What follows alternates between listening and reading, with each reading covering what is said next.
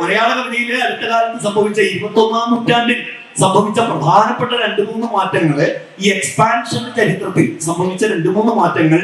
ഒന്ന്, ആദി എന്റെ മുന്നിൽ ഇരിക്കുന്നുണ്ട്, ലിംഗപരമായ മലയാളിയുടെ അത്തരം ഈ എന്താ പറയുക യാഥാസ്ഥിതികതകൾ മുറിച്ചു കടക്കാൻ മലയാള കവിത ഇന്ന് ശ്രമിക്കുന്നുണ്ട് എന്നുള്ളതാണ് ഒരു പ്രധാന മാറ്റം.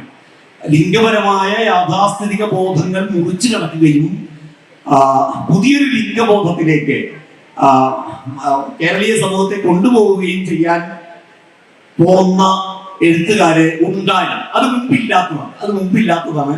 ആദിയെ പോലെ മലയാള കവിതയിൽ മാത്രം എടുക്കുകയാണെങ്കിൽ ഇപ്പോൾ വിജയരാജൻ മണ്ഡികയോടെ തുടങ്ങുന്നു, ആദിയിൽ അത് വികസിച്ചു വരുന്നു.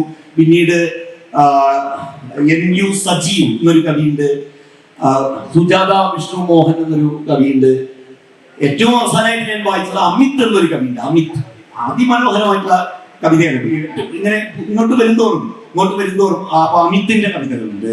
അപ്പൊ ഇങ്ങനെയുള്ള ഒരു പുതിയ ശബ്ദം നമ്മൾ കവിതയിൽ കേൾക്കുന്നു പ്രമേയ തലത്തിൽ. അതാണ് ഒരു മാറ്റം.